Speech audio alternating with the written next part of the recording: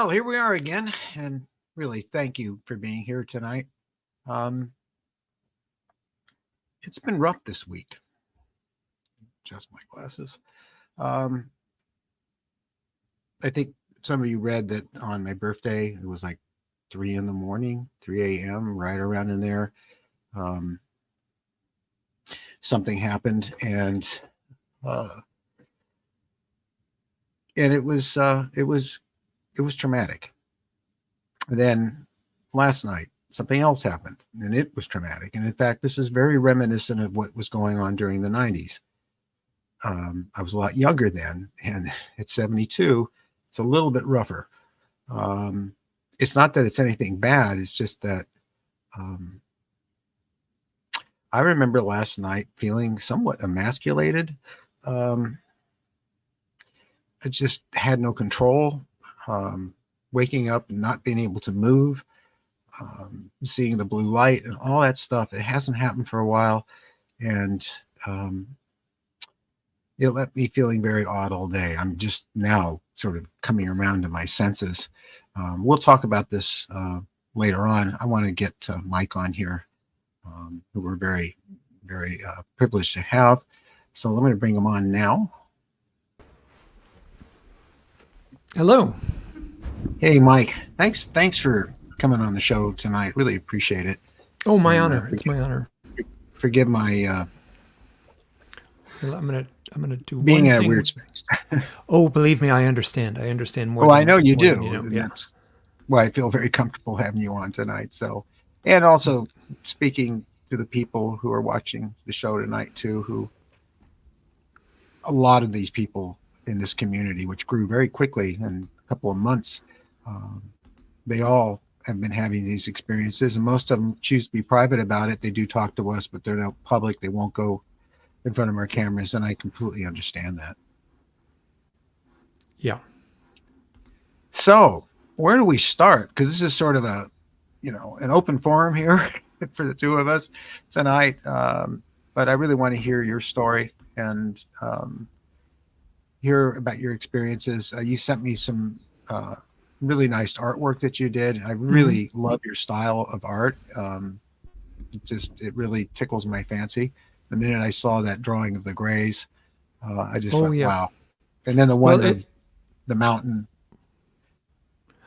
Some of that was I used I retooled some images. That mountain image was retooled from like just a Google Map image. So I kind of cheated a little bit and just used that as a starting point. Yeah. It was still your art, though. I mean, you didn't. Did you actually hand sketch it, or did you just sketch it? I did it with a tablet on that one image. I did on a tablet with Photoshop. But the other one, some of the other ones, I was doing illustrations, depending on. I mean, there's a number of them over the years, and some book covers and things like that. Oh, but just please. So I just listened to your thing, and you sent me a note earlier, and but I totally recognized the weight that these experiences can have, and I often wonder. How can I just proceed forward with my own experiences? It's a remarkable testament to human perseverance, I guess, that we can, get over the what's the shock or the trauma or the just getting knocked off balance and then just proceed onwards. So, I mean, it's almost more amazing that I'm just moving my light a little bit. It's almost more amazing that we can function at all, and I feel like I should be in a state of 24-hour discombobulation or 24-hour. I'm rattled. Yeah. So. Yeah, I know. And last night, the way it worked is that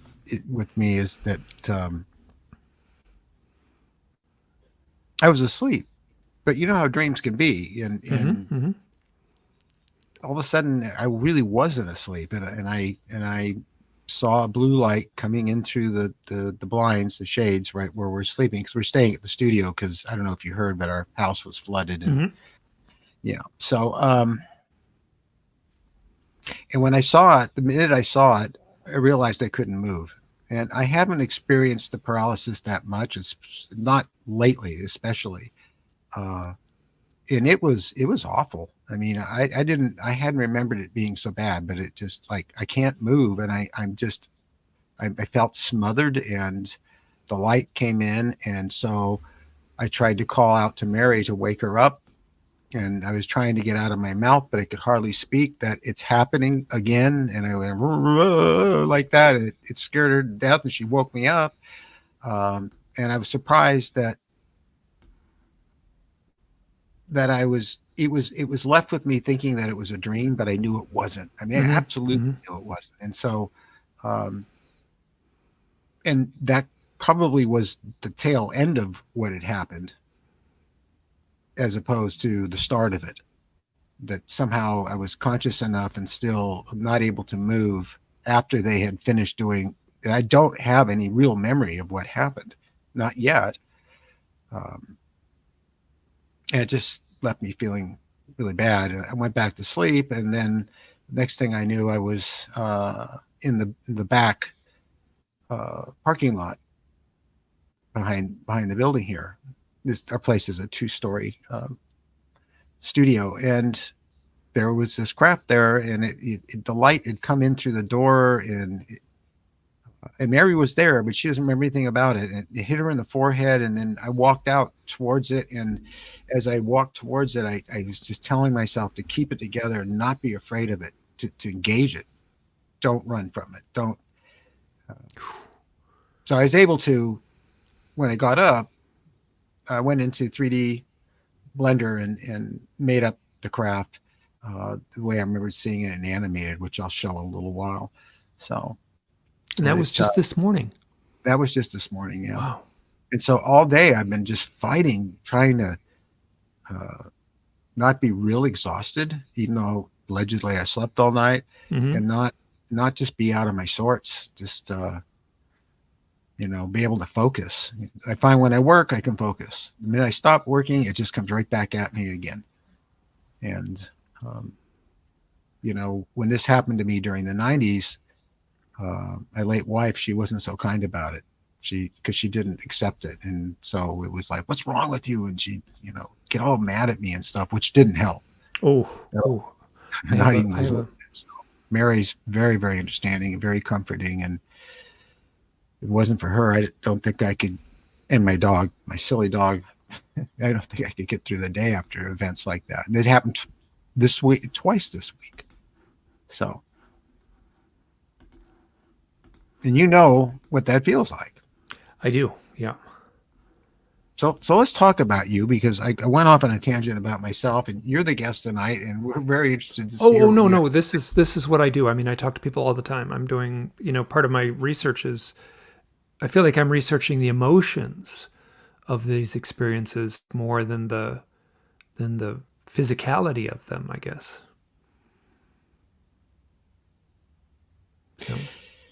So I always like to ask, when did this all first start for you? I mean, I pretty much can guess the answer, but it's always best to hear it from you. Sure. Hey, one quick question. How's my audio sounding? It sounds fine. You have a nice mic. Okay, because sometimes the mic is set funny, and so my biggest fear is that I'll be recording off the computer and not off the microphone. I've made that mistake before. But you went to settings and you made sure you picked that mic. So yeah, good. Does it sound okay, Mary? Mary? Oh, it should be fine. If it sounds fine for you, it's definitely tinny if it's going through the computer. Yeah. So you she's saying yes. Great, awesome, thank you. So it's interesting. So when I was about 12 years old, now I'm 61 now, and when I was 12, I had two events. It's very difficult for me to pin down the dates exactly. One was seeing. Oh, if you have the images there, I can talk you through this. One of is I'm just jumping over there now. And one of them is a coffee can shaped thing in the nighttime sky. Yeah. And I was at a sleepover. There it is. Yeah. So I was at a sleepover with my friend Kenny, and we looked out the window, and I can't remember whether it was him or me. It was nighttime. I was at his house. It was the weekend. and either me or him said, "Look," and we went right up to the window, and we saw this image in the sky. Now, this is really interesting. So, well, I just want to get your take on this, because I've told this story many, many times, and I can tell it quickly, but I'll fill you in a little bit more here. So we probably only saw it for 20 seconds, maybe 20 or 30 seconds. And it was descending in this odd, smooth way. It didn't match a helicopter. It didn't match a balloon. It was certainly not something reflecting on the inside of the window, like, for instance, something behind us reflecting on the window. And we watched it for about 30 seconds or so, and then click, it just blinked off. Now, there's a little bit more to that blinking thing. The eerie smoothness of its motion, the only way I can describe it is, so you're generationally about the same age as me, as far as, I know, like at 12 years old, there was no such thing. That would have been 1974. There was no such thing as computer generated animation.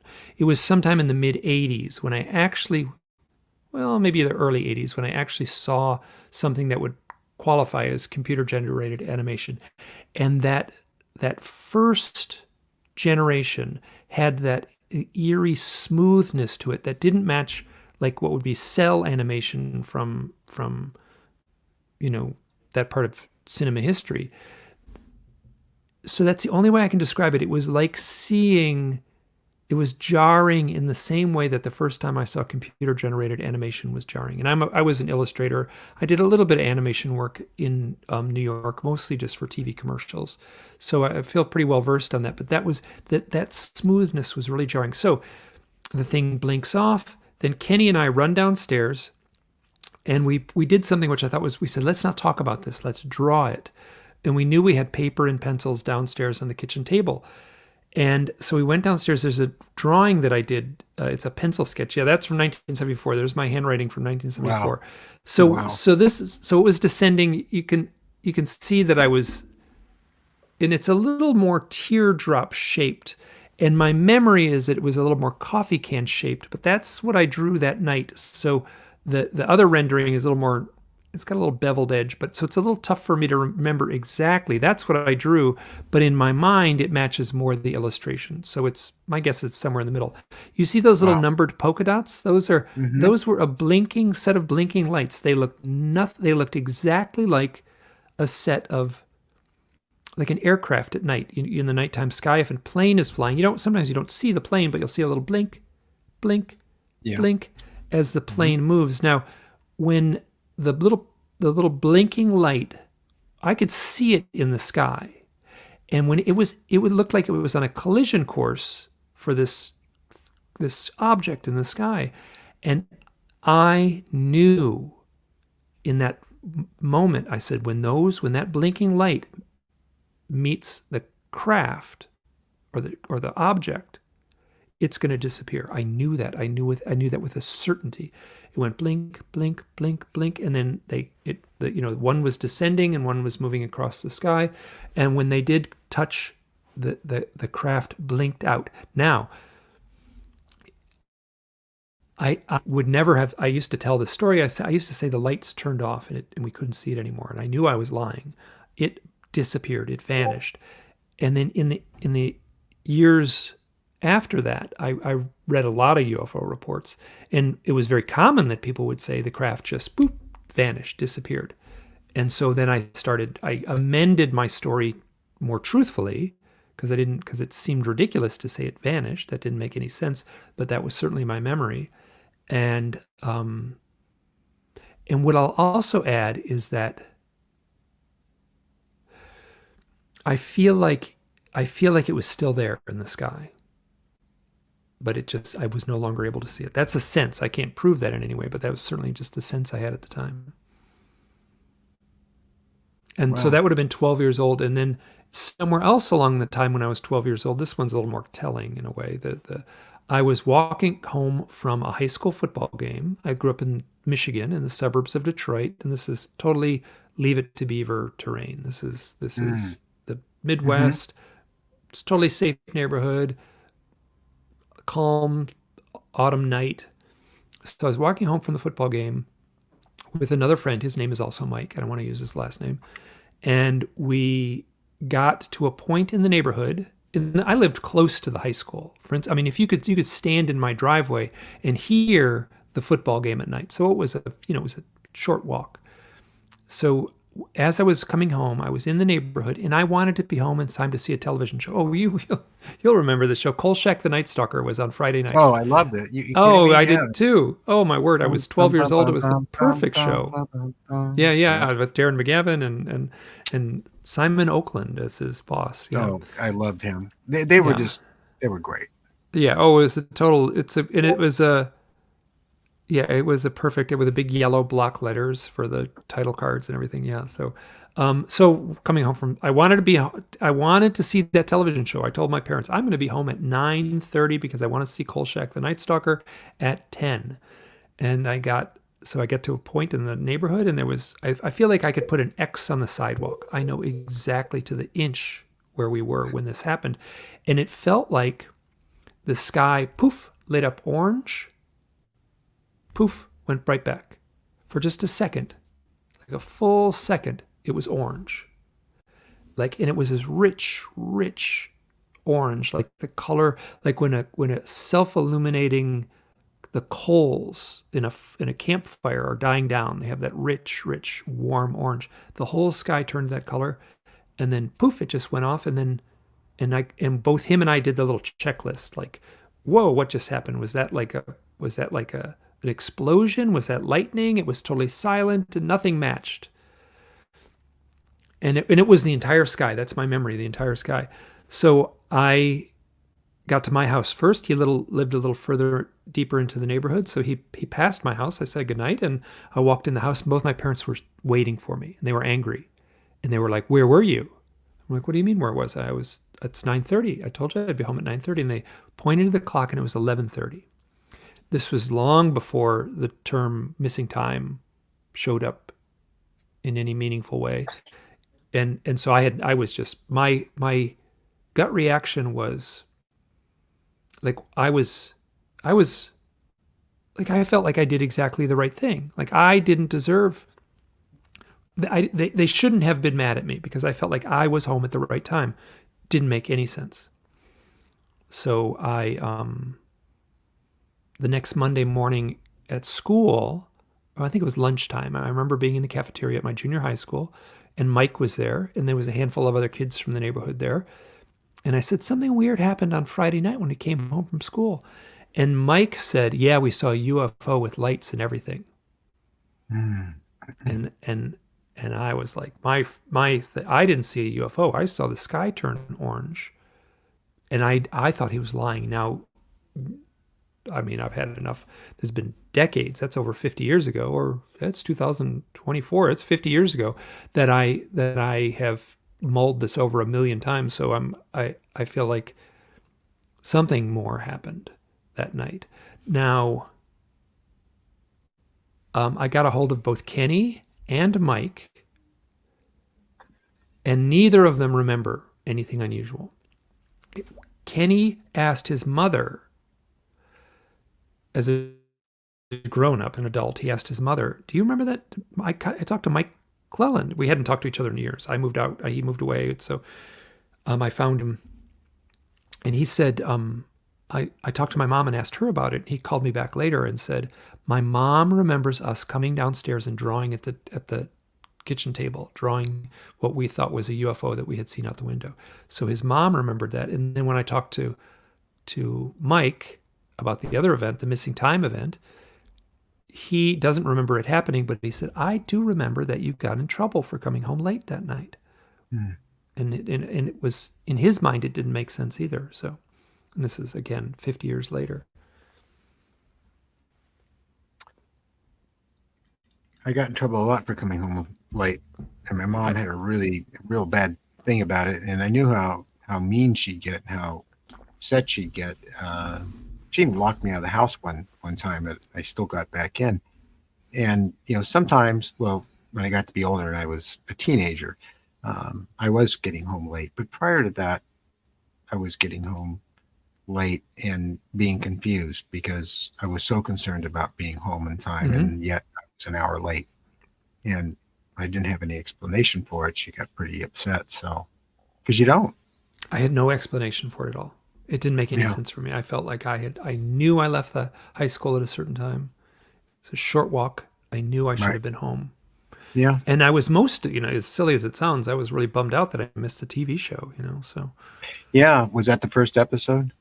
I can't remember no, it must have been it would not have been the first episode, but it was only on for one season. It played on Friday nights, so that would have been 1974 through 1975. So,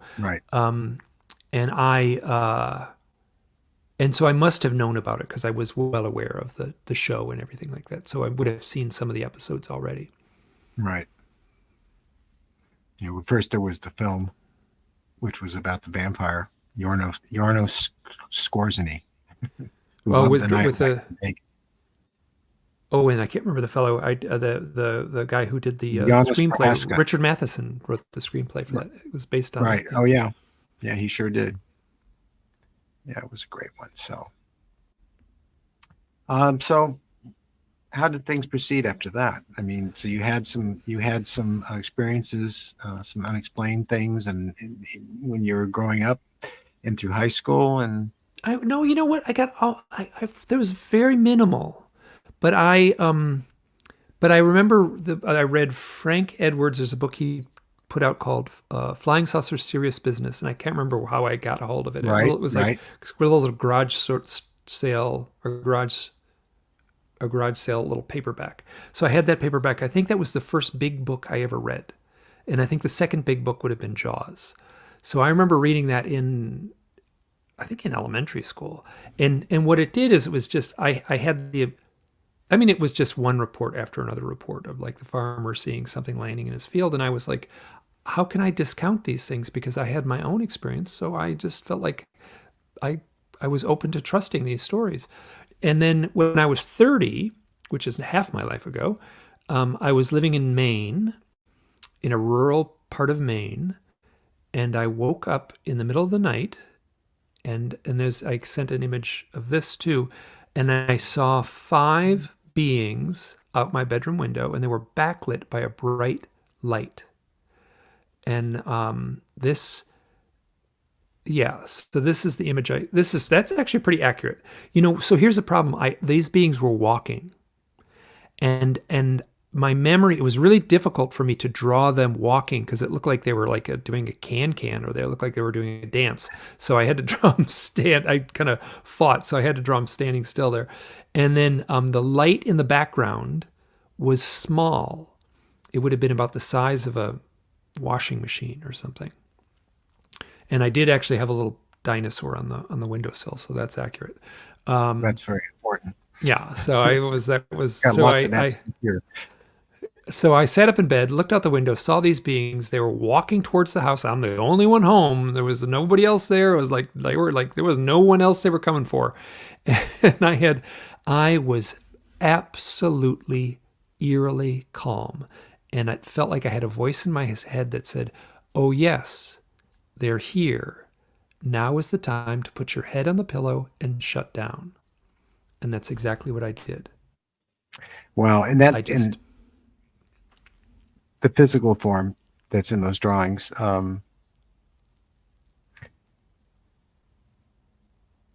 everyone when they draw them or describe them, they're fairly close, to each other. But that really struck me because it's so the shape of the head and the shape of the eyes, the slant, all the subtle little things about the way you visualize them there is so similar to what I know and what I drew so much of, did so much art of during the 90s. Mm-hmm. And go on. When did you do this piece? Well, this happened in it happened in January or February of 1993. And I probably did the illustration around 2008. This was very early on. I did it as a pen drawing, and then I colored it using Photoshop. And so, and that was very early on when I started using Photoshop. It feels like now, it was interesting when I did the rendering. So this is something that I was so anxious and nervous doing the illustration, drawing it, and part of me knew that I had one chance to do this correctly, because I knew ahead of time that the drawing would turn into my memory, if that makes sense. Yeah, it does. Yeah. So did the ball of light move? No, totally stationary. It was stationary. And then so there's an odd detail here. I wrote a little diary entry about this shortly after it happened. I did a really rough sketch shortly after it happened. The sketch scared me. I hid the sketch. I have it on my blog. It's pretty rough, but and then I used that rough sketch to create this image. But there was an eerie silence. There was an eerie calm, and it felt like the normal brain chatter, like that we all have, right? That's just like, oh, your mind tick tick tick ticks along, and I felt like that was shut off. It felt like I was sucked dry of any emotion. And I went through a period where I was going to UFO conferences. I went to a lot of them for a while. And I talked to people and I asked, have you ever had this odd feeling of like the emotions being sucked dry and it eerily quiet? And people said, oh yeah, I had that experience. And then they would describe it. And I kind of it's tough. How do you sit across from someone and describe this etheric thing? And a woman, her name is Brigitte Barclay, and she had an experience in California, and she's English, but she was in California. She had a really powerful experience in LA, and I think she was driving in a convertible, which is such a Los Angeles kind of thing to have happen. So, but there was a craft that came very low and very close to her while she was in a convertible, and she described this to me without any prompting from my end. She said, you know what it was like being that close to the craft? She said, you know when you take two magnets and they click together and you can pull them apart and then you turn them 180 degrees but then you can't push them together, right? They repel each other. And there's nothing to see in that empty space between the magnets, but you can feel it, you can sense it, you can sense there's this kind of like warbling, palpable energy in between the magnets. She said, you know what it was like? It was like being in between the magnets when I was that close to the craft. And I was like, when she said that, it was like, she knows. She knows that was the best explanation anyone's ever had that matches that feeling that I got that night when seeing those beings approach the house. I mean, I saw them again, wasn't long, maybe 20 seconds, and poof, I was out. And then the next morning I dismissed it completely as a dream. I never even bothered to go outside and see if there were footprints in the snow. That's how it's supposed to work. Oh, it felt like here's one other detail, which is that would have been the winter of 92, 93. So it was January or February of 93. And the summer of 92, I saw Whitley Strieber's on VHS cassette. I saw Whitley Strieber, the movie Communion. And there's a scene at the end where Christopher Walken is kind of walking into the woods, and he's confronting, there's like never really a ship in the movie, but he's confronting a bright light. And I did a lot of film stuff in the 80s, working for mostly TV commercials. So I was on sets and on locations plenty. And it was just Christopher Walken was just walking into a big movie light. You know, the movie light was pointed right at the camera. They just monkeyed with the aperture and let it, overexpose. And he was just walking into a movie light. And I remember when I watched that on the VHS, I had a thought in my head. I didn't articulate it out loud. I just said, that's a simple way to do a special effect. Now, when I saw that image, when I looked out the window and saw the bright light, my mind was not focused on necessarily on the beings walking towards the house. My mind shifted to the light. And I looked at the light, and this is 30 years ago. I'm cautious. Either I watched it kind of morph, or instead of seeing a bright light, what I saw was a movie light. And I had the voice in my head that said, and it said, I said it in my mind, I said, that's an easy way to do a special effect. I'm convinced there was not a movie light in the backyard. I'm No. convinced it felt like, this is hard to articulate, but it felt like some outside source went into my consciousness,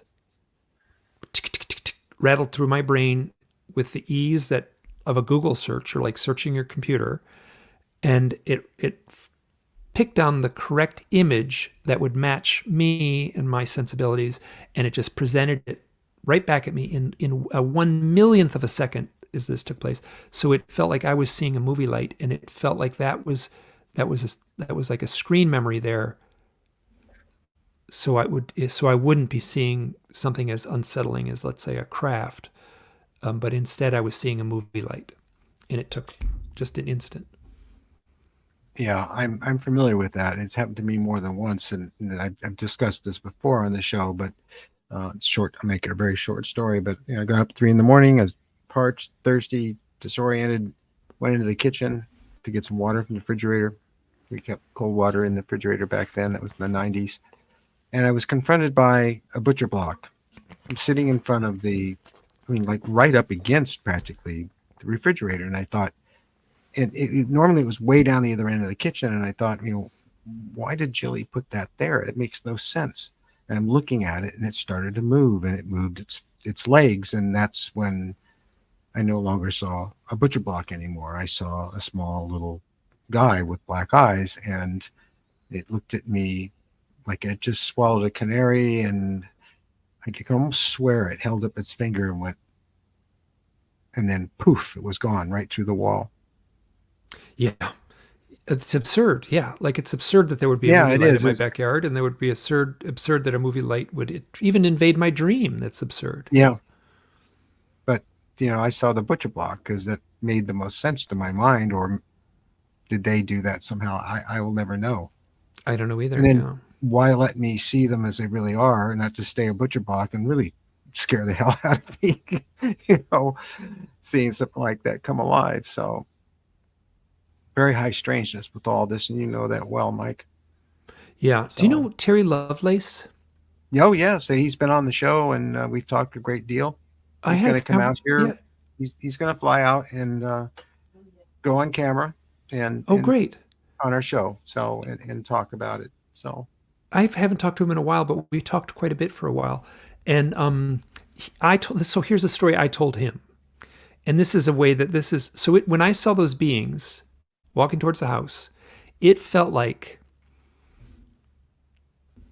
if I was a little kid and it was Thanksgiving, and the aunt and uncle and the nieces and nephews from one family show up only on Thanksgiving, and I looked out my window and saw them one year and saw them get out of the car and walk towards the house.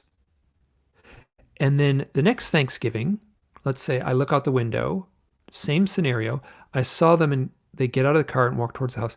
There was a sense of deja vu, almost, of seeing them. And I will also add that it was like seeing family, which I recognize is... This is a common thread. It's tough for me to say because it doesn't... It is. Yeah, I recognize it's a common thread. Yeah. Yeah. And it felt like it was... I had seen this many times. The same way as a little kid, I've seen that, the aunt and uncle and the kids get out of their car and walk up the driveway. I'd seen that many times and it had that feeling of deja vu, of just like, this is something I've seen many times. And that was palpable in that night, that feeling of when I said, oh yes, they're here, it was almost like I was saying, oh yes, they're here again. That was the sense, very strong sense. And I told that to Terry Lovelace, exactly this, and he kind of rolled his eyes and said, oh yeah, that's exactly how. He knew just what I was trying to articulate. Sure. Did you find growing up that you had a lot of deja vu just in day-to-day life? Um, at times, sure. I feel like I'm kind of susceptible to deja vu, and I, you know what, I had like really fleeting psychic events. Like I couldn't control them, but I would occasionally have a really powerful psychic event, and mostly just knowing something was about to happen. Like something's going to happen in the next 10 seconds, and it would happen. The phone would ring, or I just remember my grandfather falling, and I knew he was going to fall. I was actually in another room. I was actually in the basement. My grandfather was upstairs, and I could hear his footsteps, and I said, he's going to fall. And then boom, I heard him like fall on the floor from the basement. And then I could hear, it was my dad's father, and I could hear my father's footsteps, and I could hear that there was like an emotional, it was like a sad point in my grandfather's life. He was very elderly at the time. And, but I had a handful of psychic events that at this point, I feel like psychic abilities and the UFO contact experience are all kind of blurred together, and it's hard to figure out where one ends and the other begins. So what about the owls? The owls. So those events and a handful of others that are a little less pronounced had been in the back of my mind, and I was reading UFO literature in my 40s, and I sure knew what the implications of these stories were, but I was not going there. Like I was like, no way am I going to deal with this as like a reality.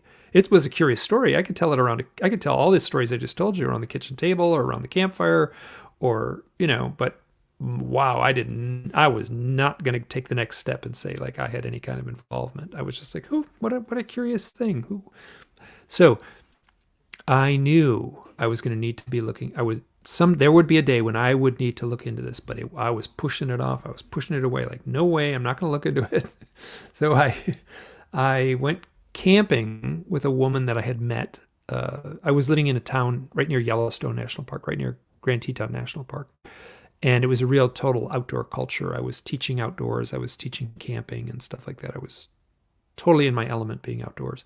And I met a young woman, and I was like, hey, I'll take you camping.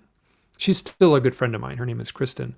And that's good to hear. Yeah, it was great so I was like, so both of us had a different reaction to what happened. So we went into the mountains, and we went camping for one night, and it was a beautiful night. And we didn't take a tent because we were just going to sleep out under the stars. The weather was going to be beautiful. And so sun is setting. I'm making dinner on a little camp stove. Now, to tell this story properly, there's some details in here that are pretty powerful, but she was telling me something right at the moment the sun was setting. I was cooking, and I just like, wow. She said something, and I was like, well, we're having a discussion. This is a really thoughtful, smart, spiritual person. And then these owls, 3 owls flew over us, and they flew around us for about the next 2 hours, to the point where we actually laid down, and it was fully nighttime, and we laid down on our backs and had our sleeping pads right on the ground, and we could look up at the stars, and the owls would like fly right in front of our eyes and blot out the stars for just half a second. It was really powerful. They're very quiet in flight, so there was nothing to hear, yes, they are. But they would just blot out the sky. So wow, it was super amazing experience. The next morning, hey, that was great. Let's go camping. Let's do this again. So 4 days later, we did the same thing. We went to a different part of the mountains, and it was a colder night that night, and it actually snowed a little bit on us, but it was in October, and we had a shelter. We had a tent, and so we slept under the tent, or it was actually a tarp, a big tarp that we slept under. So, but before the sun went down, we walked up to a hill let's just walk up to that hilltop, and we'll warm up a little bit before we climb in our sleeping bags. So we walked up to the top of this hill, and 3 owls flew around us for the next probably 20 minutes or so. But to have it happen once was amazing. To have it happen twice was incredible. It just was so mystical. And before, they kind of stayed off, and this second time they were like landing at our feet. Now, I've talked to researchers, Dave Jacobs, I talked to him and explained this story to him. He told me, no, those weren't owls. those were screen memories. And I was like, I was there. These things were like 11 inches tall. These were owls. I feel like I'm like, these were 100% real owls, not a screen memory. So afterwards, leading up to this, I knew I was going to need to look into my own experiences. And then after there's no UFOs in this event. There was just owls. Mm-hmm. It was a mystical, magical, wonderful experience, really powerful. So in the moment I was seeing the owls, I heard a voice in my head. It could have been my own voice, but it very clearly said, this has something to do with UFOs. Oops, it was Right. Okay. So there was very clearly a voice looking at real owls both nights that said this has something to do with the UFOs. So afterwards, Kristen and I looked into like the spirit meaning of owls, the totem meaning of owls, and there's all kinds of, it's just all over the map. You can it's like a grab bag of anything you want in a way. And so, but what happened afterwards, I started looking into my UFO experiences. I saw owls. I started looking into my UFO experiences. Mm. And it was because of that voice. Leo Sprinkle lived near me. Mm-hmm. He was in Laramie, Wyoming, which is by Western standards not that far away. So I drove to Laramie and spent the afternoon with him, and he was great. And he put me in touch with people.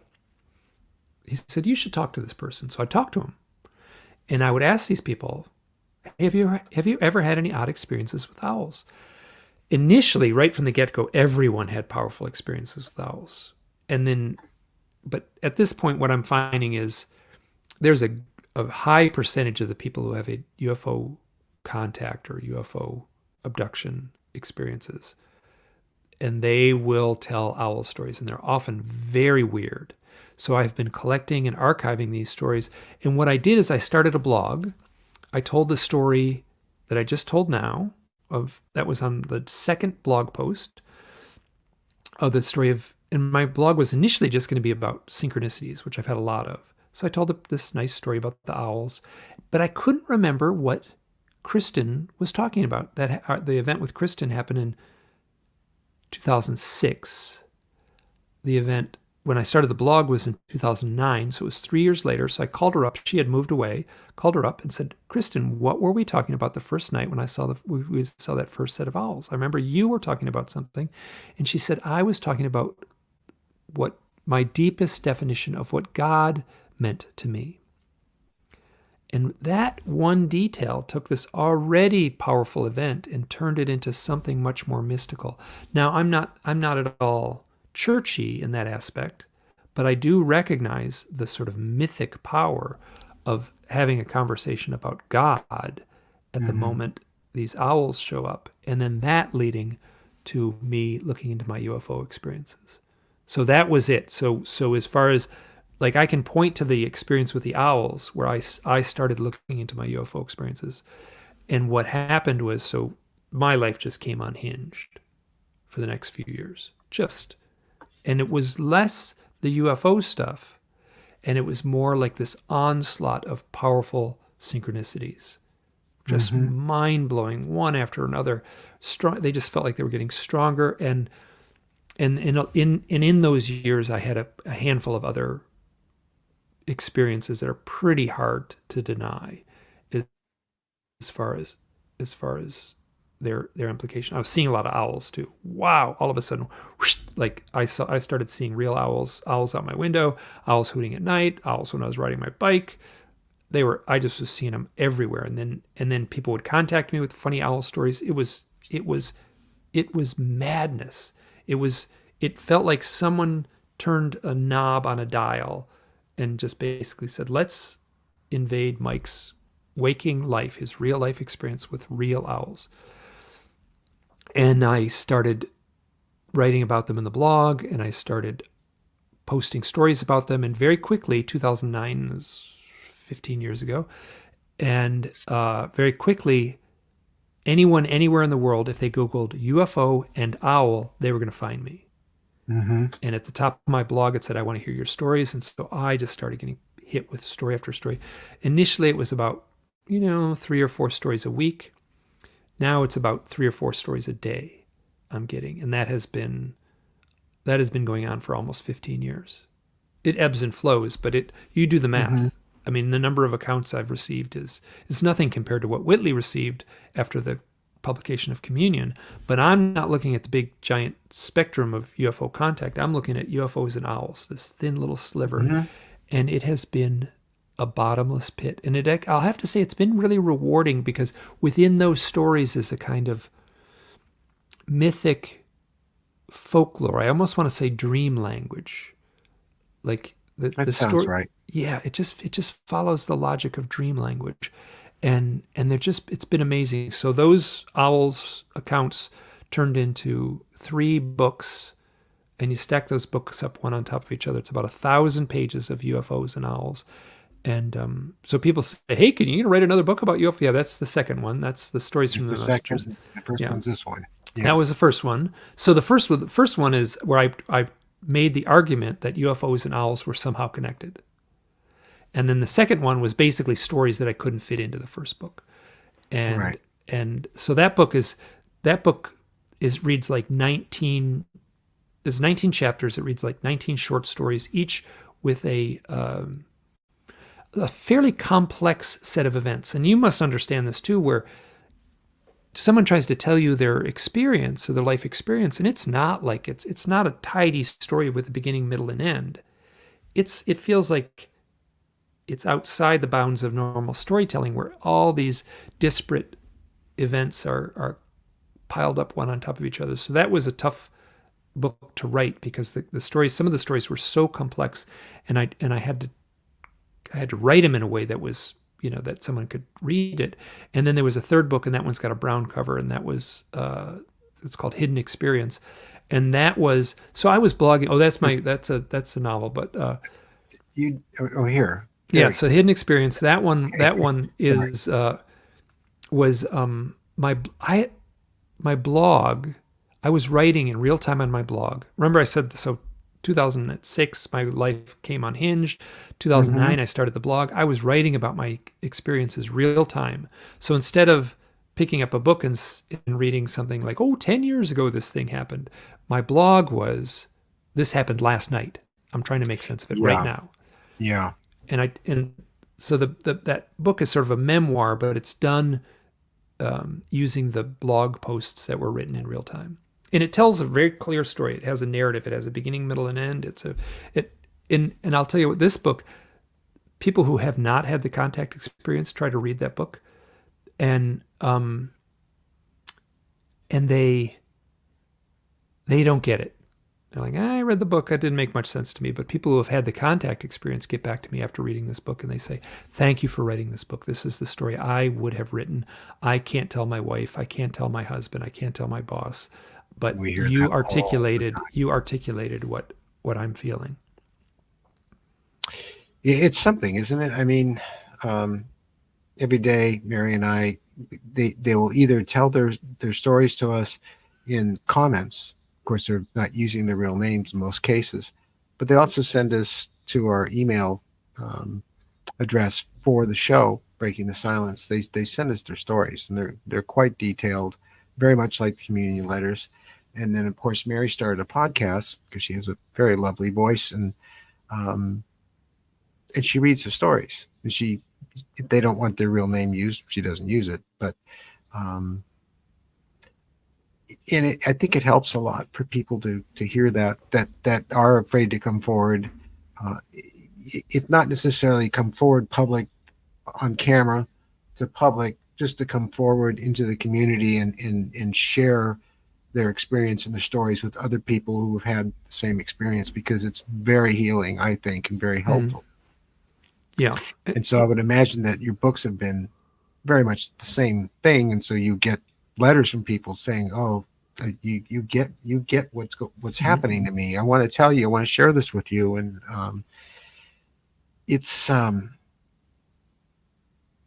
part of this experience that you can only have if you're doing something like writing a book or having a show like we have, or writing books like Whitley did. Because as an author, as someone creating a show, you get this overview of how many people are really involved in this, and it's quite large. Ooh, people say I can't know, but what I can say, whatever you would guess, like bump it up like by a factor of 10. Like what percentage of the population is going through this? It's just the sheer number of people who are contacting me. And I'm like a little author. I just got a little. I'm only focused on the owl thing. Wow, has it? Yeah, but My sense is it's everybody I've ever talked to or shared with about this experience is also at least had an attraction to owls and had a feeling about them, something magnetic about them. I know I have ever since I was a kid. I was fascinated by owls, and I told you that one that used to sit in my window. It was in. It was in. There was an illustration in the little yeah set of illustrations that just before the show started. One was the owl looking in a window, and was like done on black paper with a white ink. No, that one that actually was an acrylic painting. Okay. Yeah, it had picked up some shine from the gloss, so it made it hard to tell how it was done. And then you also built a model that looked like it was based on that. Well, if you look back there, you can see I see it. Sitting I see it. Yeah. And it's rather fitting. I happened to notice that in one of the shows and watching my own show just to see how it looks. And I said, I didn't realize the owl was showing, so I put a little more light on him. Oh, there he is. Yeah. Yeah. So, and there's a Travis Walton gray over here. Okay. So it's one day I'll have to come to the studio. It's like a museum. Oh, and there's the space station from 2001. 2001, yeah, that I built for the Museum of Modern Art in San Francisco. And then when the exhibit ended, they sent it back to me. It's quite a large model. Yeah, yeah. And I remember that Kubrick had the models all smashed because he didn't want other filmmakers using them in their films. Yeah, that's Stanley. That's that could be a small sculpture. Looking at it like that, there's no size reference, but it's about, I don't know, it's a couple of feet tall. Oh wow, so it's big. Yeah. Yeah, it's about the size of a great horned owl, but it's actually bigger than 2.5 feet. Yeah, so it's and it just. Oh wow, it looks tiny in the background. Yeah, I mean, it looks like it's hard to get the perspective in your. So then your model of the space station is huge. Then, if that's the case, yeah. Yeah, I don't know if I can get that far. I think I can if I can get up. Oh, don't. Yeah, it's. There. Now you.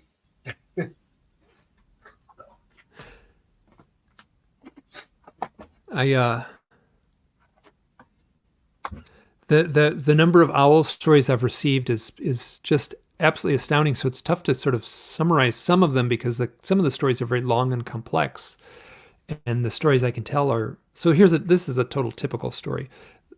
There's a guy named Derek. He got a hold of me. This is one of the very first like clear owl and UFO stories I've gotten. He was camping with a friend in the desert of Arizona, and he had never been to the desert before. He's from New England, and so he's like blown away all the stars. Like it's just mind blowing for him to see all the stars. And so he's up with a friend, and they're looking at the stars, and they look at this cactus, this big tall cactus, and there's an owl right at the top of the cactus looking down at them. And they both get the same sense. They're kind of freaked out a little bit. It's a little unsettling. It's kind of jarring. And then the owl flies off, and moments later, a triangle craft flies right over. And I've sat with Derek, and he's tried to describe the flight pattern of this thing, and he was not describing any kind of normal flight. He was really struggling to tell the eeriness of it. And then we talked to him for a while, and he said, "Oh, I had these dreams, and I had some weird things, and he told of a dream of being lifted out of his bed and floated through the wall." And then that same night, his wife said that she was awake, but she said, "I didn't want to open my eyes because I knew you weren't there." So he had these things that were just like, wow. And then he added one other little thing he said, "Oh, and then it was kind of during that time I had a spiritual awakening." And this is something I'm finding in the subject, that people will have a spiritual awakening. There's something about, and this is the owl. Like people, I'm not looking at the big cross section of people who've had the contact experience. I'm looking at a very small cross section of people who've had the owl and the UFO experience together. Mm-hmm. And it's very common that people will tell of a spiritual awakening or some sort of transformative event in their life that changes their reference point for, let's just say, the nature of reality. And I used to be shy about saying that, and I'm not shy anymore, just because it's so consistent in the reports I'm getting.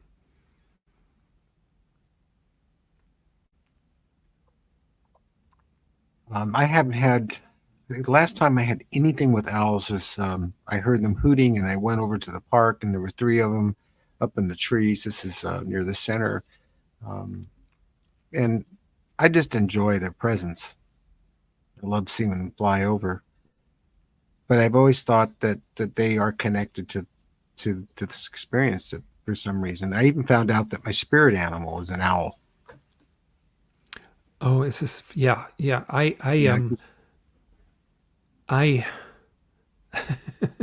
oh, where to begin? So here, let me just back up. So this is where I'm at now.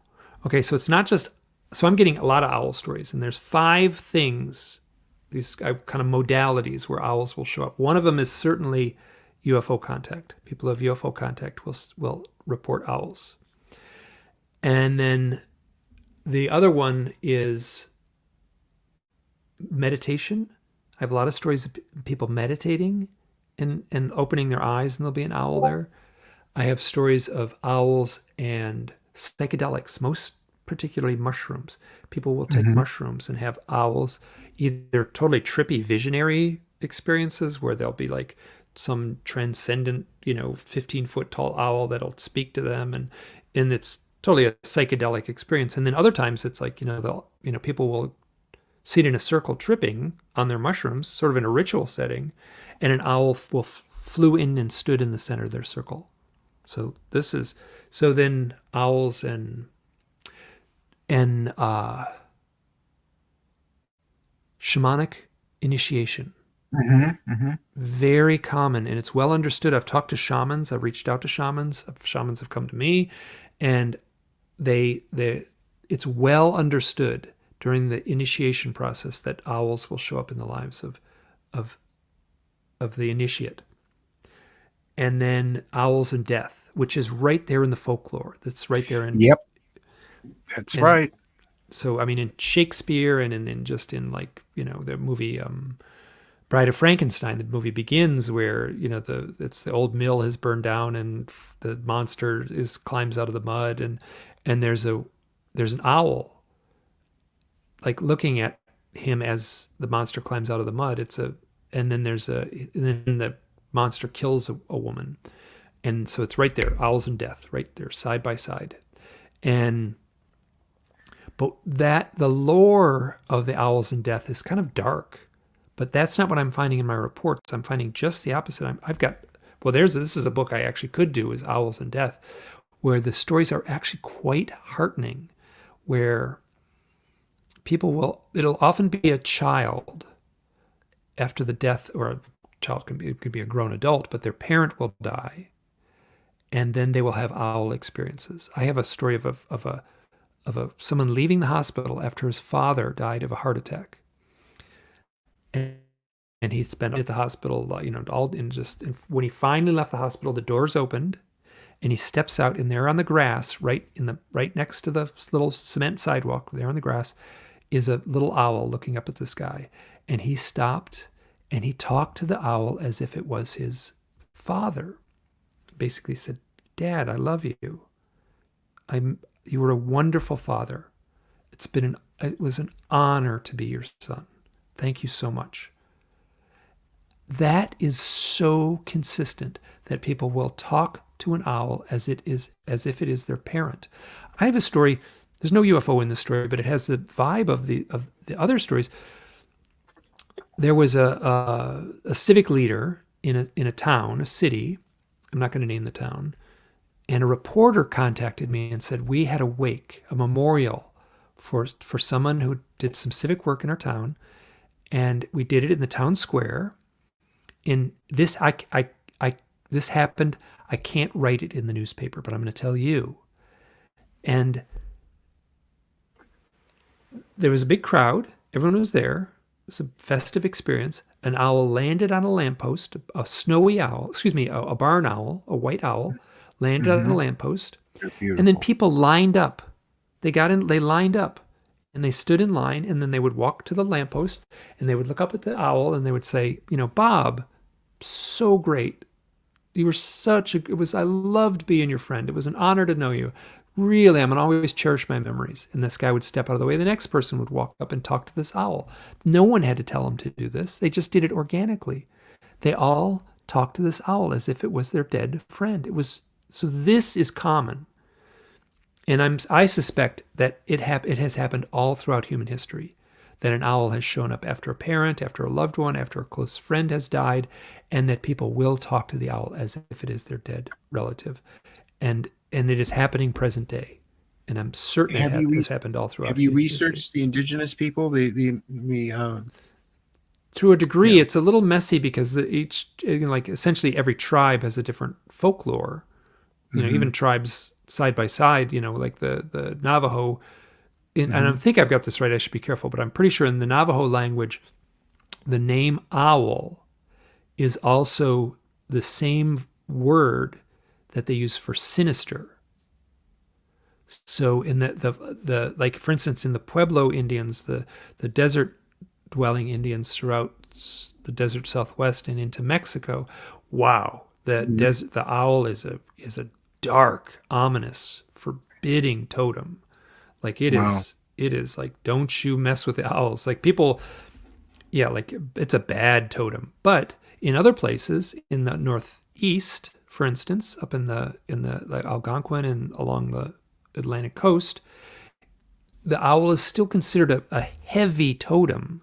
It is often considered a messenger, but it brings bad news. So it's heavy news. And so what I'm finding is what's ending up in my email inbox, the people I'm talking with don't have real life experiences that match the native lore of, let's say, the desert Southwest, where the lore is very dark. Instead, it's something really heartening and rewarding, especially the real life experiences around death. I have some accounts of owls showing up before someone dies, but they are far outnumbered by owls showing up after someone has died. Afterwards, And it's consistent. It's hard to say absolutely consistent, but there's certainly a pattern, an overwhelming pattern, where people will, upon talking to the owl as if it is their parent, the owl will fly off, and their grieving will be eliminated. The child going through the grieving process of a parent, the grieving will end with the owl. That's consistent. It makes me think back when my dad died. I mean, I was only 14 and senseless car accident. I know there was a lot of owl things going on back then. I just give me something to think about. I know when my dad died, there was a dove, a mourning dove. And we were driving into where the funeral was going to be. I was with my sister, and we had the flowers, and we had little tables and stuff like that in the back of our minivan. And my dad had been suffering. He'd been very ill for a number of years. And so we pulled in, and we pulled into where the service was going to be, and a dove flew right in front of the windshield of the car. My sister didn't notice it. And I was like, Jeannie, that was a dove. Did you see it? And she's like, no. And then when we were setting stuff up, and she said, Mike, go back to the car, get the little table. This is the table that my dad's ashes were going to be on. Right? So a little table. She had a table. It was going to be from her house. She just took a table right out of her living room. So it was this little table. And so I opened the back of the and when I walked to the minivan, the dove, a mourning dove, like mourning. It couldn't be any clearer. Yes, dove is a symbol of peace, mourning, that like my dad had died. So this dove was on the trunk of the car next to my sister's car. Didn't fly away, sat there and looked at me. I opened the car. I talked to that dove as if it was my dad. It's not an owl, but No. and I just said, Dad, I get it. I know what you're saying. Like he was saying. I mean, I said, I know what you're saying. You're presenting me with a symbol of a mourning dove. Like, I understand. And I just and the bird just sat there. Like within, like I could have reached out and touched it. It didn't fly away. Mm-hmm. Yeah, and they're usually very cautious. We have a lot of mourning doves where we live here. We see them all the time. They're usually in pairs. Yep. Because they're that way. When my dad passed, he came to me in the dream time, and we sat on a bench and we talked. And that's that it runs in my family. Now I knew he was already gone, so it could be that it was just a fantasy dream, something I wished for. But I have had on other occasions, people have died and that I didn't know were either sick or they died suddenly, and they came to me in the dream time. And then I found out later on, as my mom did, that they had passed away. Her grandmother passed, and her mom got a phone call in the night after she had just been on my mom's bed saying goodbye. So it kind of runs in the family. Well, that's this psychic mediumship is part of this mystery too. It's all interwoven. Where the I'm sort of, in order to come to the conclusion that UFOs are metal spaceships coming from another planet here visiting Earth, you can make a pretty good argument for that. But there's something much more mysterious going on. And I think that there's a group of, pragmatic, materialists doing research, and they're not looking at the more esoteric or the more spiritual aspects of this, where the nuts and bolts people, the nuts and bolts people versus the consciousness people or the love and light people, they kind of butt heads a little bit, but I try to look at everything. That's tough because I am also very myopic. I'm so focused on this owl thing that it's taking up all my time. So I'm not a very good generalist as far as knowing, but the owl thing for me has within it. So here I'll tell another story. There's no UFO in this story. And a young, he contacted me. He's a Native American. He grew up in Michigan. He was part of the Huron tribe. There's a Huron reservation. It's tiny. I grew up in Michigan. I never even knew it was there. It doesn't look like much. I looked it up on a map. It looks like a neighborhood. And so he was growing up in the reservation, and he had a kite. He was 12 years old, had a kite, and he was flying the kite, and the big gust of wind came along, and he was in a field, and the big gust of wind came along and pulled the kite out of his hands, and the kite flew into the forest. And he got his buddy, his friend, his little 12-year-old friend, and said, let's go. I got to go find this kite. I love my kite. I want it back. So they go into the forest, and they see the kite in the top of a tree. And they walk to the tree, and at the base of the tree is an owl, and the owl is all wrapped up in the string of the kite. So they get an adult, and they get a pair of scissors, and they cut the owl free. The owl's actually been injured, and they nurse the owl back to health. And they release it. And I heard this story, and the first question I asked, this will give you a really good idea of the kind of interactions I've been having with people. He told me this story, and I said, are you a shaman? And he said, oh man, in a word, yes. And I don't want to go into it, very private stuff, but he told me some stories that basically that the shamanic role was really hard, like much harder than he expected. And it was, it was a heavy, heavy responsibility. So, which is the totem of the owl, right? It's a symbol of a challenge in a way. Not necessarily, a challenge doesn't make something bad, but it certainly can be a challenge. Now, that story of this goes right back to the dream time. This dreams, if someone sat on the therapist's couch and they had a Jungian analyst, there in the chair, and you were on the couch and you told to sit, I had a dream where I was flying a kite and the kite flew into the woods and I went to find it, and it was the string had captured an owl. Like, wow, isn't that rich? I mean, that's such a rich symbolic story. And that's what I'm finding, that within these stories are this rich, powerful dream language. Yeah, there's something really going on behind the scenes, and right into the nose of the entire public of the entire world that they're absolutely cut off from and have no connection with. And if they did, I think the world would be a better place. I really do, because they would realize there's so much more wonder to their being alive and their connection with life on this planet and the rest of the cosmos than they ever dreamed possible.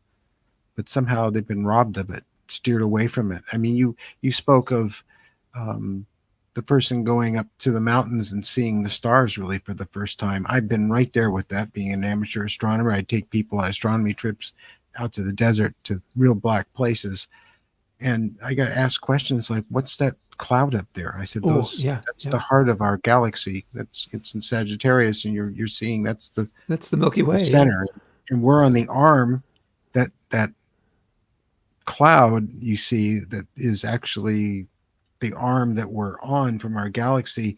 And you could just watch the look on their face when they finally looked at that three-dimensional perspective. It went from being a 2D to 3D, and it just blew their minds, and they were never the same again after that. Well, I was teaching.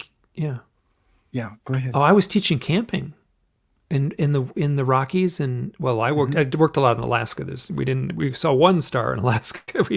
When you go up to Alaska in the summer, the astronomy class is pretty short. There's the sun, and then the class is over. So, but I took people out. A lot of people don't know that's a star. Yeah. So yeah, it's the only star you're going to see for a month. Yeah. So right. I did a lot of stuff in the winter around Yellowstone. And wow, star watching was and to have people see stars for the first time is a really big honor to give someone that chance. Yeah, and to tell them that they were actually born from stellar material and that you're floating in the middle of this enormity of stars. They just don't get up in the morning thinking that. I do every day. I do too. I never forget about it. It's always on my mind, and it has been since I was a little kid. I mean, I used to go out in the backyard and just stare at the stars for hours, and they thought there was something weird about me. Well, they were right. Yeah, and I got in the habit of sleeping outside, and so a bunch of mine experiences happened while sleeping outside. Mm-hmm. And I love it. People were like, "I can't believe you sleep outside." I'm like, "It's like not going to like basically like why like they can't, like the beings can't come into my bedroom, or they can't like what's it? It's not going to slow them down and to come. It's not going to make it." No. So, but and it's interesting because someone actually asked me, like, "Are you connecting? Like when you sleep under the stars, are you connecting with the stars?" And my answer was, I'd never had anyone ask me that. I was like, "No, the stars are pretty. They're beautiful. I love looking at the stars. I'm connecting to the earth. I want to sleep on the ground on the earth." And I've done that a lot. And this is a little astray. My books, they're self-published. And when you do that, you get to pick your own publishing company. You just get to make up a name. So sure. My publishing company is called Beneath the Stars Press. And that's totally because so many of the accounts that I have, they don't do UFO, but there's, I have some sort of poetic little short blog posts that I turned into little stories and such, but those involve sleeping on the ground under the stars. And that's such a key part. And it plays a huge part in the novel, like sleeping under the stars. It's wonderful. We're kind of wrapping down here, but before we go on much, I wanted you to. Oh, you want to know this story? Because this is an amazing.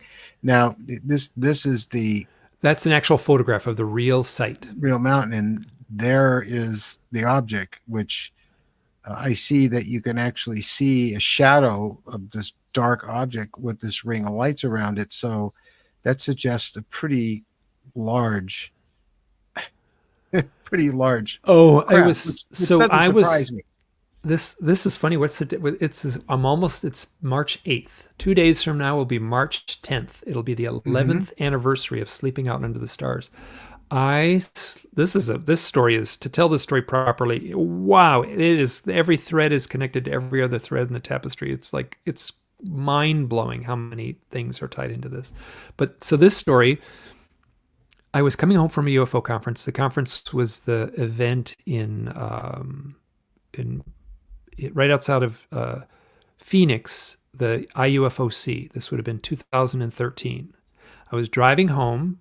I was living in Idaho at the time. To get from Arizona to Idaho, you got to drive through southern Utah. So I was in southern Utah. I knew where I was going to sleep the day earlier in the day. I knew there was like a turnoff. I had driven by this turnoff like years before, and I said, I'm going to sleep there tonight. So as the sun goes down, I'm like driving in the dark. I turn right off to the turnoff, and it's this great spot to sleep. So I had done so much outdoor work and stuff. Instead of getting a hotel, I just keep a nice big thick sleeping bag in my car, and I just sleep out under the stars. I love it. So it was March 10th, 2013, cold night, big thick sleeping bag, big pillow. I had a down coat on. It was wonderful. Big thick pad.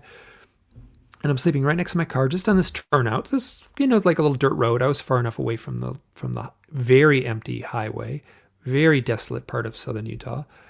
And I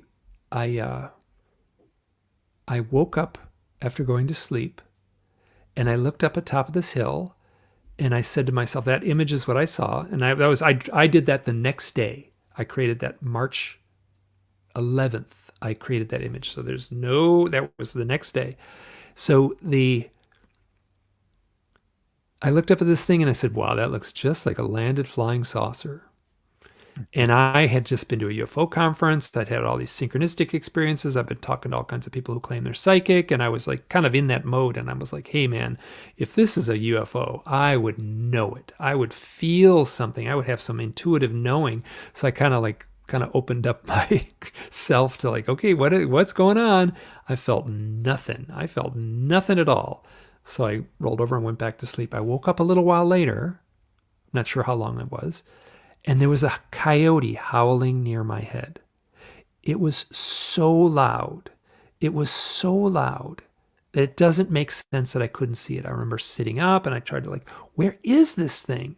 And I wasn't like in the woods or anything like that. I was in a big open parking lot, almost not parking lot, but it was like a big open dirt area where there was old fire pits and old beer cans and stuff there. Other people had been there before, but it didn't make any sense. Why can't I see that? Now, in retrospect, I feel that was I can't prove this, but my sense is that was some sort of audio screen memory of the coyote howling. I woke up a third time that night, and there was a bright light behind a bush. And I sat up and I was trying to look at this thing. And what is that light behind the bush? It's another car. Maybe it's another car came in. I got up that morning before the sun came up, and I walked around the other side of the bush, and there was nowhere a car could be right where I was seeing the light. Now, when I got up to leave, it was actually daylight savings time weekend. It made me crazy because all of a sudden the clocks were like, well, how come my cell phone is different than the clock on the car? It was making me totally crazy. And then I realized, oh, it's daylight savings time. Mm-hmm. It's the time change. Yeah, it's coming up Sunday. But I did a hypnosis session with Yvonne Smith. Oh, yeah. I did quite a few of those myself. And we looked into that night. I have no fear associated with that night. And the story that emerged is, how much time do we have? I mean, well, we'd like to hear it. Oh, you tell me. I can fast track it a little bit, but it's a. I'm sure they'd love to hear it. I know I would. Okay, good. So I was going to be in California. This was in 2018. So that when this story took place, the Night Under the Stars was 2013. 5 years later, it's 2018. In that interim, I published the book, The Messengers, the first book, the Blue Book. Right. And so I call up Yvonne, who I've met at conferences before, and I said, Yvonne, I'm going to be in California in August. I would love to do a session with you. And she said, oh, Mike, what a nice surprise. I just started your book, The Messengers, this morning. So this is like, these kind of synchronicities are built into the mystery. So we agreed to do the session on just that night. I have no fear. Yeah, that was the book. So I have no fear associated with that night. So I wrote about it in the Messengers, but I didn't have the hypnosis session. Now again, I'm gonna be very cautious to say I don't know if this is true. The story that emerged. It's a great story. It's powerful. It's got but wow, I'm tough to trust it. So I go to her office. I say, hey, when I'm in that susceptible, hypnotic place, you ask me what's up with the owls. I'm curious what I'll say. She says, no problem. Wonderful. So we do the session, and she takes me, like, I'm in the sleeping bag. I'm parked next to my car. I'm looking up at the round structure on the hill.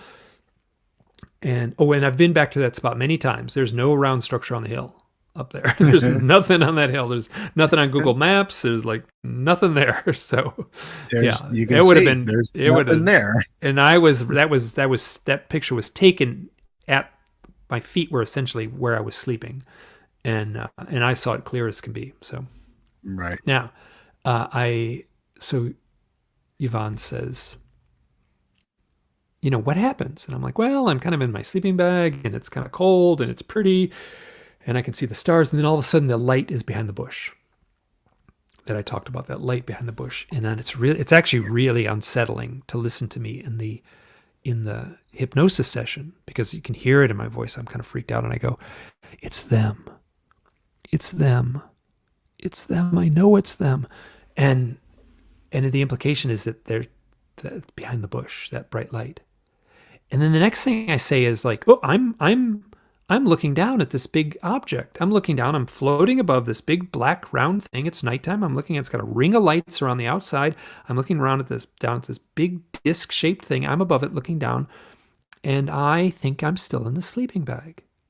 And Yvonne asks, Mike, are you out of body? And I go, I don't know. I could be. I don't know. All I know is I'm looking down at this thing, but I'm pretty sure I'm still in the sleeping bag. And the next thing that happens is whoosh, I'm inside, and I'm walking in this curved hallway, like a shiny curved hallway, like where what was it rounded to? Kind of rounded. The walls were rounded. I haven't that. I didn't realize I would tell this story, but I haven't noticed that in some of the drawings tonight.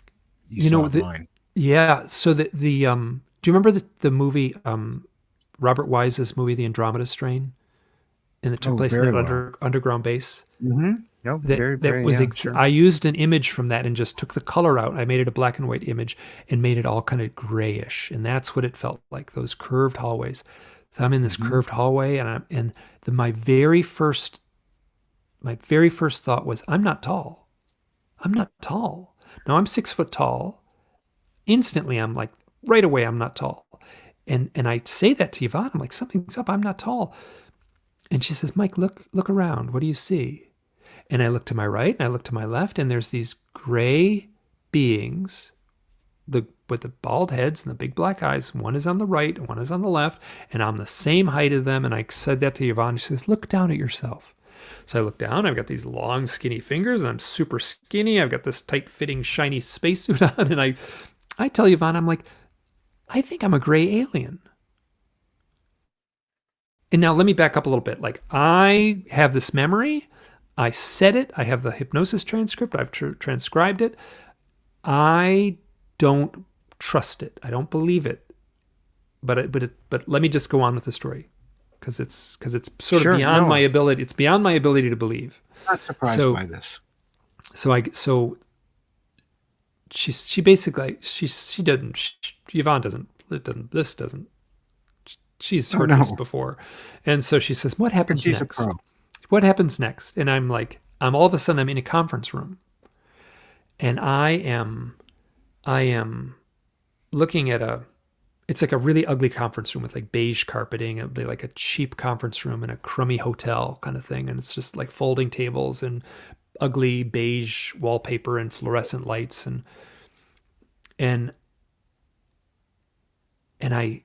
I'm looking at this table, and there's like, it's like I'm on trial, or like a tribunal or a grand jury hearing. I'm standing there, and there's like 8 beings at the table, and I can't quite see them. They're a little grayed out, but I'm sure feel like they're the classic gray aliens. So I'm looking at them, and I say, "Why am I here? What am I doing here?" And they say, "You volunteered for this." And I'm like, "What does that mean? I volunteered for this? Yeah. I did, like, what was that?" And then, why am I here? And they say, "Now is the time." And I go back and forth, and I ask it a few times, and we get stuck in this thing where it's like, "Why am I here? You volunteered this. What do you mean?" I'm like, "Now is the time." And then all of a sudden I snapped. I got so angry. And I screamed at these things. I'm like yelling in Yvonne's little office. And I point my finger at these beings, and I say, "You never told me it would be this hard being here. You never told me there would be loneliness. You never told me there would be fear. You never told me there would be depression. You never told me there would be pain.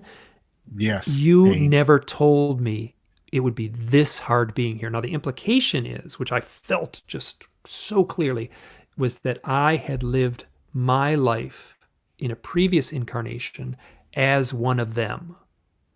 Now, in this incarnation, I'm here in my physical body. I look like my mom and dad. I'm me.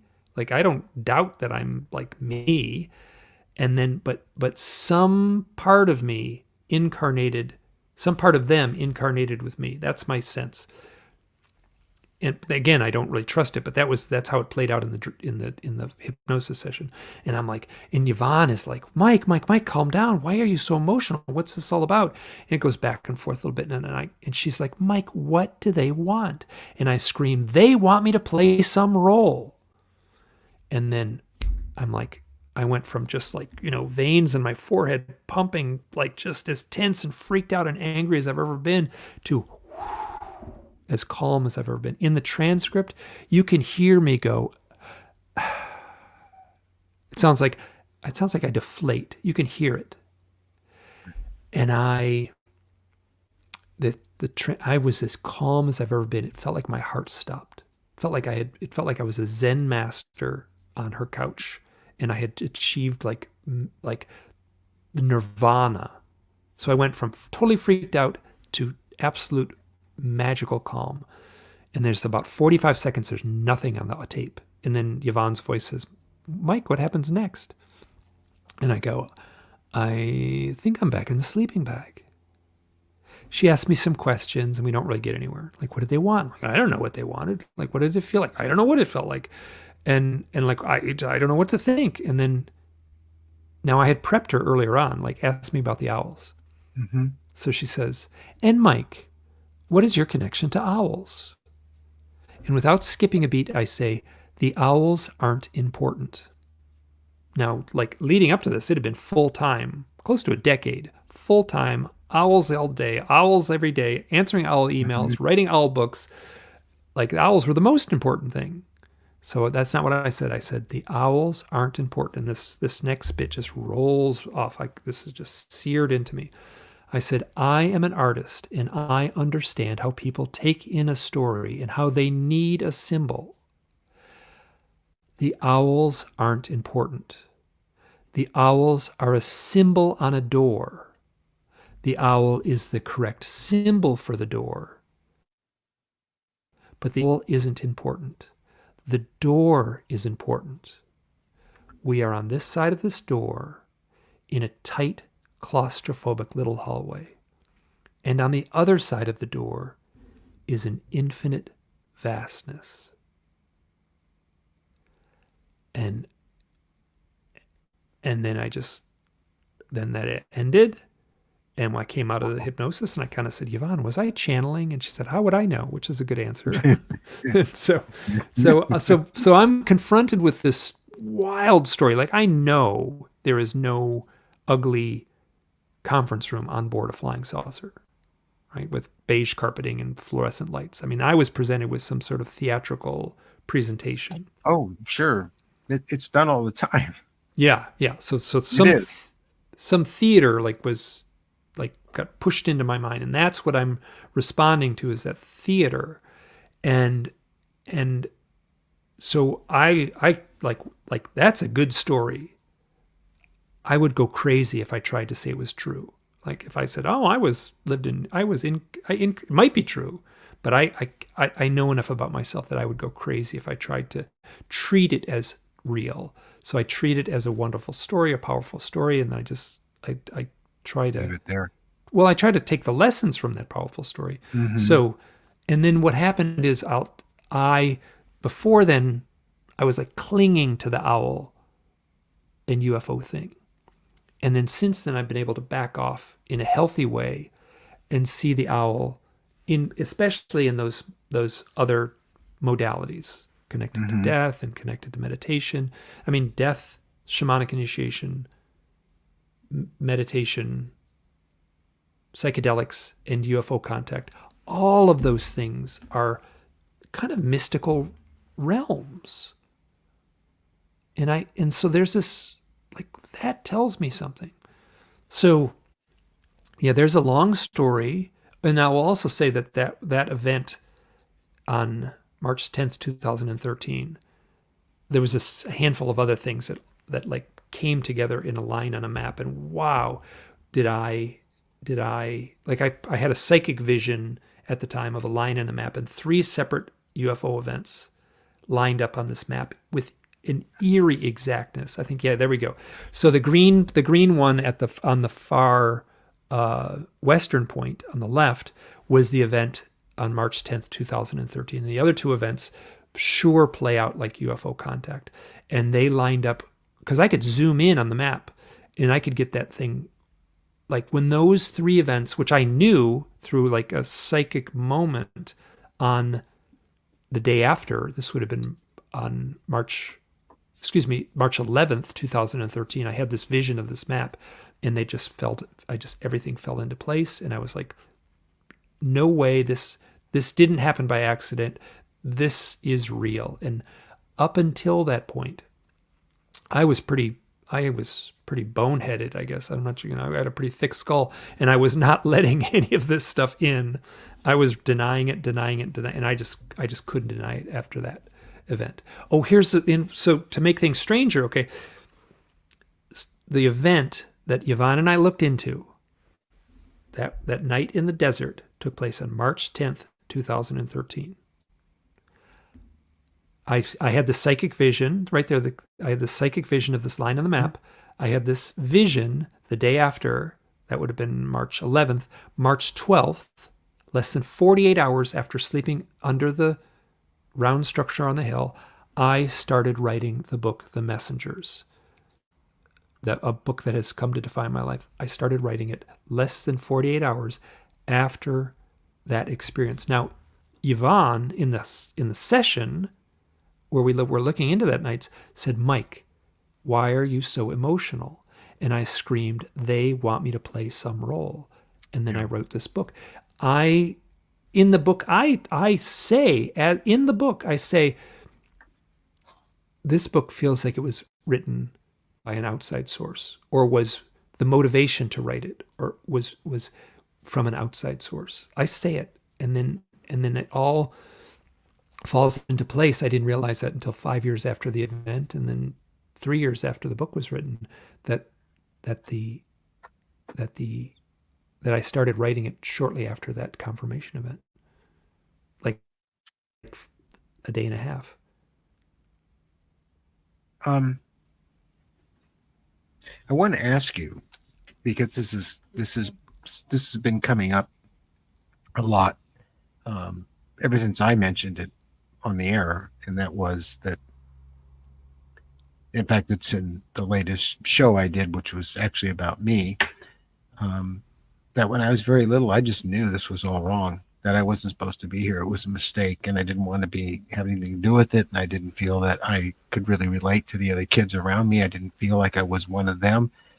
what the hell was I doing here? And of course, I had to keep it to myself because I was smart enough to know, admitting that to grown-ups and parents, what the ill effects of that would be for me. So I kept quiet about it. And since I talked about it, I've had so many people tell me the same thing, including Robert Solis. Yeah. And I just wondered if that was something that you had an inkling of when you were young. Did you feel, obviously you felt different. You were around a lot of other kids and they weren't laying out under the stars like you were looking at the stars. Yeah.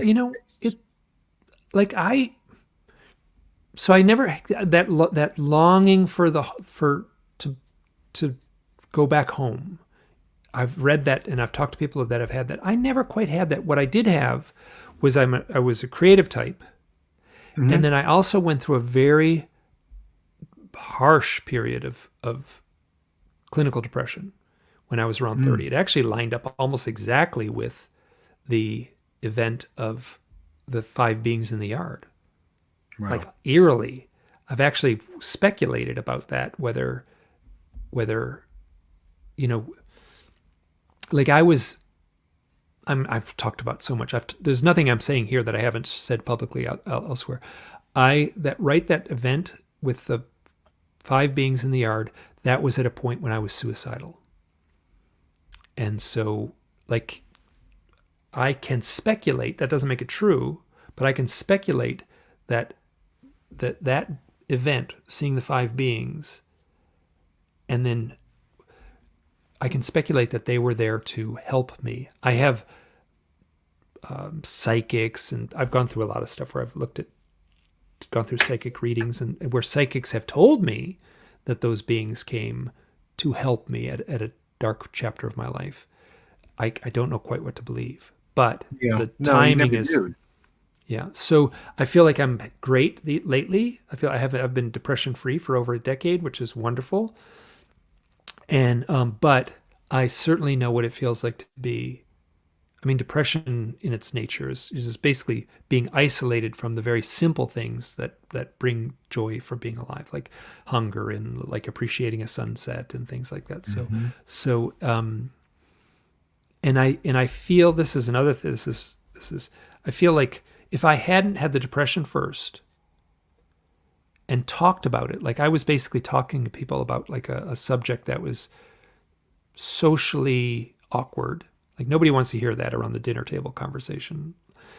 But I talked about it, and then I realized that some people were grateful that I talked about it. I would share a story about being depressed. 5 people around the table were uncomfortable. One person would come up to me afterwards and said, "My wife has experienced this, and it really helped me to hear you tell that story." Yeah, there you go. And so, and then I had that in me when I started coming to terms with this UFO type stuff, this contact stuff in my life, and I knew full well. I immediately got the feedback that I tell this story. It might make some people uncomfortable, but I'm not telling. I'm more concerned about the one person that is going to find some solace in that. Well, you certainly did that tonight. I know there's a lot of people here tonight that they come every time we do a show, and they always watch the films we make because they find great comfort in it. I always have myself. When I first went to Yvonne and I started having sessions with her regularly every week for months. Oh, wow. And then going to the support group meeting and everything, it really helped, especially because my wife was so agitated by the whole thing, and I couldn't talk to her about it. And when events occurred, when she actually saw things and UFOs with me and stuff, she just tried to deny it all, and it was just terrible. So having that outlet and having other people going to conferences and having people talk, and having that guy Whitley Strieber call me one late night at 1990. I thought someone pulling a joke on me, and we've been friends ever since. But he's helped a great deal, and he's helped me a great deal too. I did a podcast series for his show for 2.5, 3 years. Yeah, and I I have had almost no pushback. like I've come forward with my stories. I got books telling my experiences. I've talked on podcasts. I've stood on stages at conferences and told the stories I've been telling here. I have had a couple little things have shown up, but essentially zero. Like zero events have as far as negative pushback. Whitley Goody. like tore down the wall, like he broke the dam, and he took the brunt of that deluge, and and it has allowed someone like me to come along a decade plus later and tell my story, and then have it be smooth sailing for the most part. It's been I mean, this kind of inward journey is tough no matter how you do it, but yeah, it's been smooth. I had the deluge myself. I think I shared some of that when we were talking on the phone, and that was during the same period that Whitley and I were spending a lot of time together, and on television and conferences, and just being friends and going out to dinner all the time when he'd pop into town. And that deluge turned my life upside down. It was insane, with the helicopters and the people hiding in bushes and the black cars and all that stuff. And I look back on it now, and it's like an X-File episode, but knowing Chris Carter as I do, I know where he got it from. So,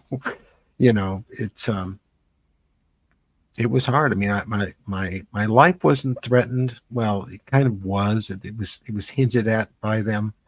But when they went to the studios where I worked and, scared the people there that I was in trouble with the law, and then they terminated my employment with them because they suggested that they shouldn't work with me anymore because I broke the law. That was going too far. And then that's when I realized that the letters I was getting from the alleged NSA and CIA and FBI were actually real, or at least whoever was behind the letters was very real. So, and I've got I've got none of that. Yeah, I'm glad to hear that. Yeah, I haven't had lately myself either since I've come back. Of course, I left the scene because my wife asked me to in 2000, and then she passed away in 2013. And slowly but surely, because I'd stayed close with Whitley and Roger Lear and Yvonne, and so those are the three people I stayed in touch with. So, yeah, it's been hard. I'm so sorry. I'm so sorry that you had to go through that, because I did not have that experience. I definitely had the experience of wondering whether I had gone insane. It was my inward. There was plenty of drama internally in my own mind, but none of that was. And I lost some friends. I'm certain of it. And me too. With my whole industry, I mean, I worked in Hollywood all those years and worked on all those movies and did effects and creatures and monsters and things for film. And it was an actor playing creatures and monsters and aliens for film. And, I was kind of the laughing stock. I remember Walter Kroenig just shaking his head at me, because I know Walter. I worked on Star Trek, and in fact, you can see it. There's an old show I was on, Vicki Lawrence show I was on with Jacques Ballet, and Jimmy Doohan was on there, and most of them were very kind about it. But Walter just looked at me. You can see him on camera just shaking his head and rolling his eyes up like that, and he was really being a jerk. And there was a lot of that going on. So, but I didn't care, because this stuff is real, and the public needs to know. I don't know what it's going to take to make more people aware of it. Maybe it starts by just taking them to the stars and letting the stars as a starter, because that'll blow their minds, because they never even knew they were there. Mm-hmm. They don't pay attention, and I've seen it really change people. And then maybe the next step is that, hey, do you ever think that the universe is old enough that people like us are much more advanced, been around longer, could get here and would get here, because this planet's kind of unique. It's got life on it. It's got intelligent life. It's a beautiful place. It would attract us if we had the technology to get to it. And we're working on that now. And that takes them into the next level. And then they say, well, so that's what we're sitting here doing, essentially. Mm-hmm. It's my hope that people read your books, listen to you, listen to Whitley, listen to other people, and realize that the word crazy is hard to define, but we're not that.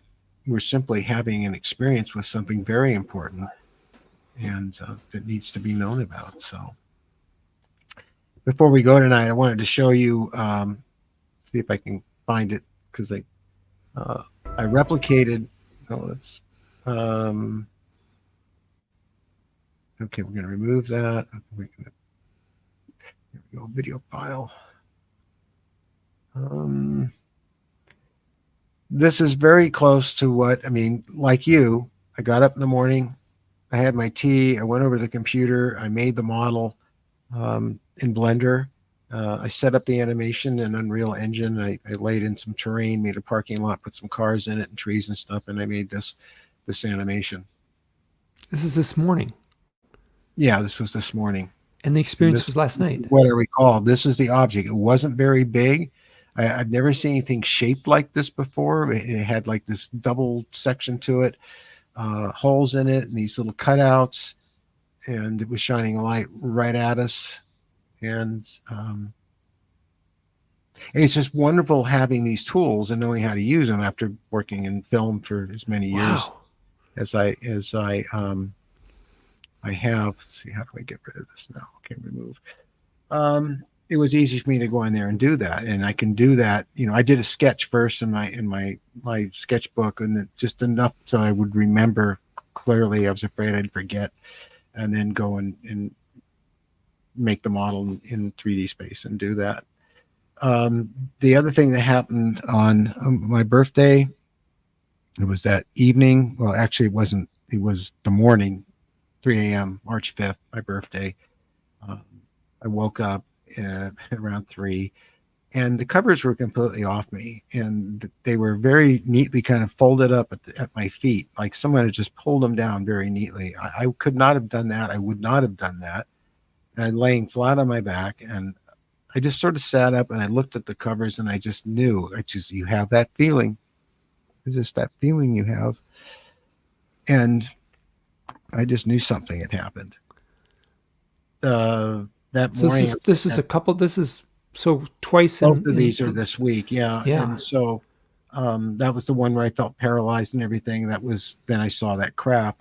But Mary walked behind me, looked down at my head. I was sitting at the computer, working on something. You know, because we get up around 5, and by 6, I'm working. It's a good time to work, and she saw that. And wow. Yeah, and this is the second time this has happened. It also happened in 2018, and I have a picture of that. You see those very interesting dots there, and then there should have been blood. There should have been blood on my pillowcase or in the bed for sure, and there wasn't. I mean, Mary checked for it, I checked for it, and I knew darn well this hadn't happened. It wasn't there when I went to bed, so it happened during the night, and something like that would have bled all over the place, especially being on the scalp. Mm-hmm. And it's interesting, the 2 holes too in the location. So it was very unnerving to see all that. And so it's been a heck of a week. Wow. How you holding up? I'm okay. Like I said, it's harder now that I'm older. It is. And there hasn't been this kind of activity for a long time. And so I'm hoping tonight I'm hoping this isn't starting the way it did in the 90s. In the 90s, it would be 3-4 times a week, sometimes 3 nights in a row. And I kept going back to Yvonne over and over again. I would remember a lot of it, but then we'd pull out a lot of more detail. Again, like you, I was never really sure if the details we were pulling out were on the level or not, but they felt like it. So it's, you know, I wouldn't trade this experience for anything in the world, but it's still, when you haven't experienced it for a long time and you find yourself not being able to move, and it's scary. I mean, you actually feel some fear, and I haven't felt that fear in a long time, and so it's traumatizing. And like you said, you wonder how you're going to get through the day, especially if you have to meet with people, or we're doing a film shoot. luckily, if we're doing that, it's with people who've had the same experience, so it makes it a lot easier. Hey, I'm not feeling that great today. Somebody came and poked at my head last night, but let's do the show. You know, because if it's anyone else on the outside, it would be hard to face them. I mean, you almost feel like you've been drugged with hallucinogens or something. That I don't know if you've ever done hallucinogens or mushrooms, but the next day you have this feeling, and it's just it's like you're still high. You really aren't. And I get that with these visits. So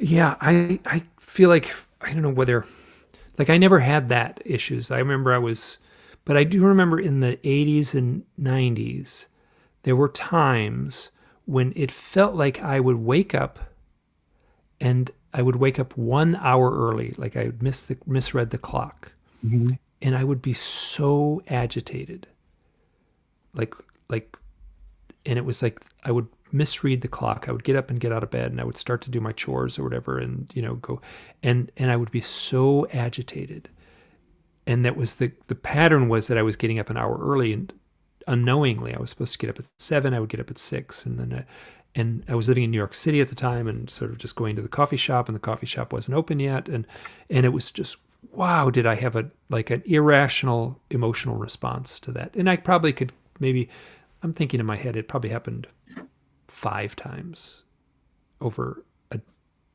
multiple years, but wow, it was my response. My response didn't match, if like a real life set of events. My emotional response didn't match. I should have just sloughed it off, shrugged it off, and said, "Oh, no big deal." But that's not what it felt like. Yeah. I was better able to shrug it off during the 90s, sort of. Although, I remember my wife always saying, "What's wrong with you? What's wrong with you? Snap out of it. Why are you behaving this way?" And I say, "I can't tell you." And she says, "Oh," and she get all mad at me again. It's not about that stuff. That's really not real, and I don't accept that. And you need to snap out of it. And all her friends are telling her I need help and midlife crisis and all that stuff. And it was a hard period. Wasn't for Yvonne and that whole group, I wonder how I would have kept my cap on. So, Mike, I can't tell you what a great show this has been, having you on and being able to talk like this. It's been a joy. Yeah, and sharing your stories, just fantastic. I can't begin to thank you enough.